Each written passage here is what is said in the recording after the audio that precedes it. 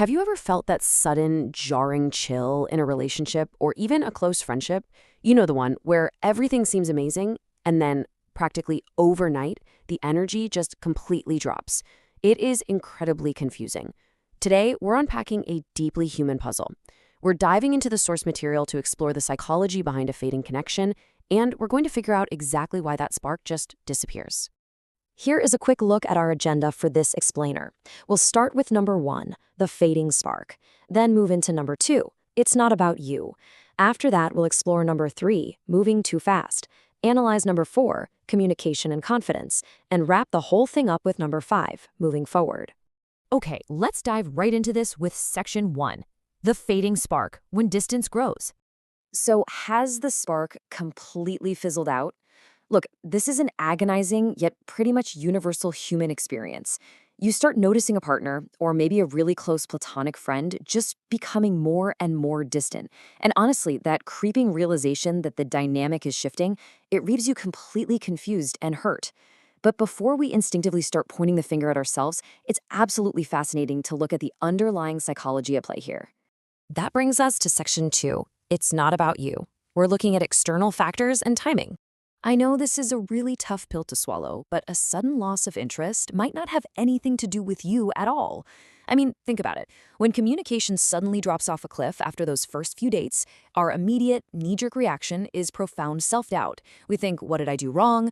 But actually, a lot of the time, the other person is simply navigating their own internal confusion about what they truly want in life.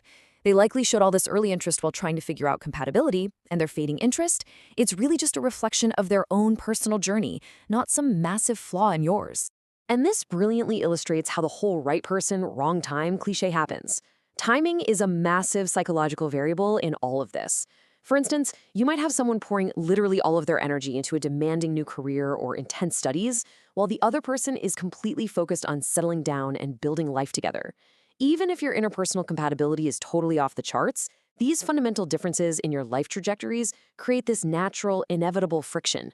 Over the long run, those conflicting priorities are naturally going to pull you apart and cause interest to wane, no matter how perfect you seem for each other on paper.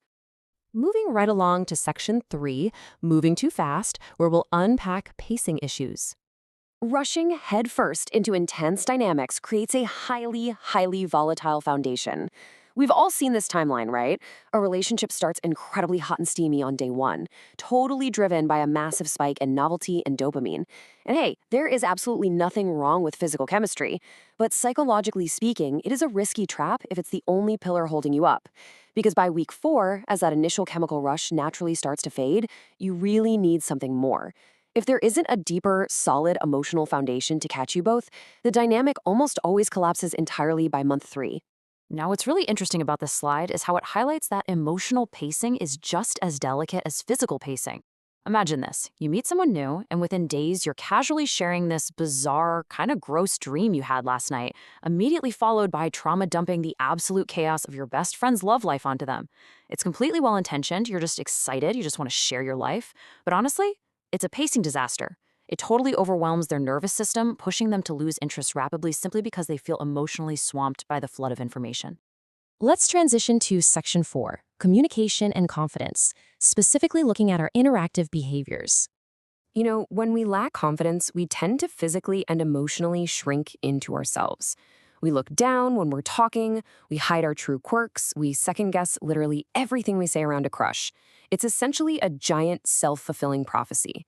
The fascinating and frankly kind of heartbreaking part of this psychology is that the other person reads these self-protective behaviors as disinterest. Your internal low self-esteem accidentally broadcasts this massive keep away signal, so they end up walking away assuming that you simply didn't want to pursue the relationship. Then there's the flip side of the coin, conflict resolution. Swallowing your triggers, resorting to being passive-aggressive, or suddenly just distancing yourself completely alters the shared dynamic. Without healthy, open communication, the other person is left completely in the dark, trying to deal with your unpredictable and upsetting mood changes.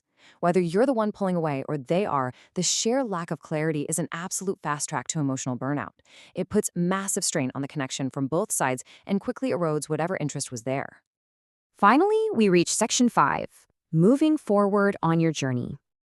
Ultimately, the core message to take away from this material is to continue a lifelong journey into understanding yourself more every day, regardless of why a spark faded, whether it was mismatched timing, emotional flooding, or those subtle communication breakdowns we just talked about. Analyzing this isn't meant to be an exercise in self-blame, not at all.